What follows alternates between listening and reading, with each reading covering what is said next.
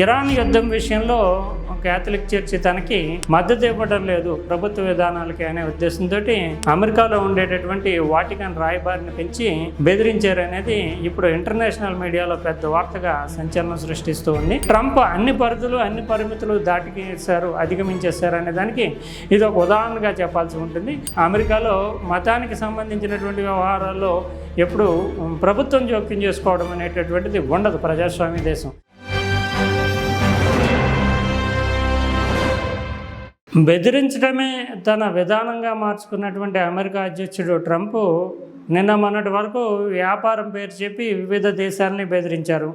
తర్వాత తనకి సహకారం అందిస్తున్నటువంటి మిత్రపక్ష కూటమిలో భాగమైనటువంటి నాటో దేశాలని బెదిరించారు, యూరోప్ని బెదిరించారు, ఇండియాని బెదిరించారు, ఇంకా ఇరాన్ మీద యుద్ధమే ప్రకటించి చేశారు. ఇవన్నీ ఒక ఎత్తు అయితే ఇప్పుడు సాక్షాత్తు పోప్ తోటే అంటే వాటికన్ చర్చ్ తోటే గొడవకి దిగారు. ఆయన చర్చిని అంటే నిజానికి క్యాథలిక్ మతం, క్రిస్టియానిటీలో క్యాథలిక్ మతానికి పరమ పవిత్రమైనటువంటి మఠాధిపతిగా భావించేటటువంటి పోప్ స్థానాన్ని బెదిరించే విధంగా ఆయన ప్రవర్తించడము, ఇరాన్ యుద్ధం విషయంలో క్యాథలిక్ చర్చి తనకి మద్దతు ఇవ్వడం లేదు ప్రభుత్వ విధానాలకి అనే ఉద్దేశంతో అమెరికాలో ఉండేటటువంటి వాటికన్ రాయబారిని పిలిచి బెదిరించారనేది ఇప్పుడు ఇంటర్నేషనల్ మీడియాలో పెద్ద వార్తగా సంచలనం సృష్టిస్తూ ఉంది.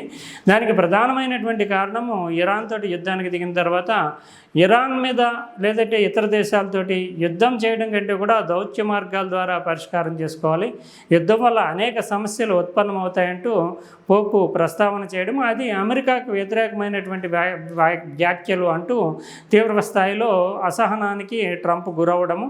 అదే సందర్భంలో గతంలోనే అమెరికా అధ్యక్షుడు వివిధ దేశాల పట్ల ఇమ్మిగ్రేషన్ విధానం పట్ల కూడా పోపు తరచూ విభిన్నమైనటువంటి వార్తలు అంటే అమెరికా విధానాలకు వ్యతిరేకమైనటువంటి వార్తలు వ్యాఖ్యలు చేయడంతో గత నుంచి అసహనంతో ఉన్నటువంటి ఇరాన్ యుద్ధ సమయంలో దాన్ని బయటపెట్టుకుంటూ వాటికన్ రాయబారిని పిలిచి దాదాపు వార్నింగ్ ఇచ్చేటటువంటి స్థాయిలో ఖచ్చితంగా తమకి క్యాథలిక్ చర్చి, క్యాథలిక్ మతానికి మొత్తానికి ప్రపంచవ్యాప్తంగా మతాధిపతిగా పోపు చూస్తారు, క్యాథలిక్ చర్చి మద్దతు ఇవ్వాల్సిందే అంటూ చర్చలు జరిపినట్లుగా చెప్తున్నారు. ఇది నిజానికి ఒక అసాధారణమైనటువంటి విషయం. కాన్స్టిట్యూషన్ ప్రకారము అమెరికాలో మతానికి సంబంధించినటువంటి వ్యవహారాల్లో ఎప్పుడు ప్రభుత్వం జోక్యం చేసుకోవడం అనేటటువంటిది ఉండదు ప్రజాస్వామ్య దేశం. కానీ ట్రంప్ అన్ని పరిధులు అన్ని పరిమితులు దాటికేశారు, అధిగమించేశారు అనే దానికి ఇది ఒక ఉదాహరణగా చెప్పాల్సి ఉంటుంది. నిజానికి పోప్ చరిత్రలోనే చాలా వందల ఏళ్ళ తర్వాత అమెరికాకు సంబంధించినటువంటి వ్యక్తి అమెరికన్ లియో మొట్టమొదటిసారిగా పోప్గా ఎన్నికయ్యారు. ఇది ఒక గర్వకారణమైనటువంటి ఇష్యూగా వాళ్ళు చెప్తూ ఉంటారు అమెరికన్స్. కానీ ట్రంప్కి తనవాడు పరవాడు అనేది ఏమీ లేదు, తన మాటే నెగ్గాలి, తాను చెప్పిందే జరగాలి, దానికి వ్యతిరేకంగా ఎవరు మాట్లాడినా ఎంత గొప్పవాళ్ళు మాట్లాడినా సరే సహించేది లేదు అనే ధోరణిలో ఉంటుంది.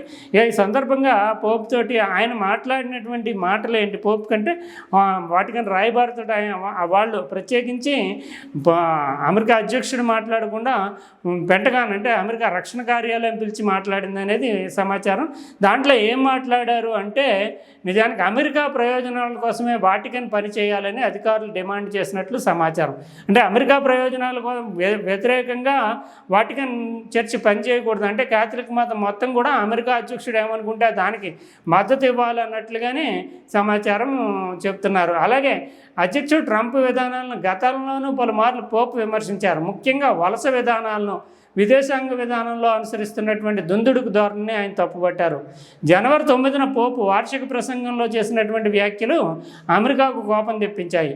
యుద్ధం ఒక ఫ్యాషన్లా మారిపోయింది, దౌత్యం బలప్రయోగంపై అంతర్జాతీయ పెత్తనంపై ఆధారపడుతోంది, వలసదారుల పట్ల దురుసుతనం పెరిగిందని పోప్ వ్యాఖ్యానించారు. ఇది నేరుగా సాక్షాత్తుగా అమెరికా అధ్యక్షుడు యొక్క విధానాన్ని సవాల్ చేసే విధంగా ఉన్నది అనేది అమెరికా యొక్క అధ్యక్ష వర్గం అభిప్రాయంగా చెప్తున్నారు.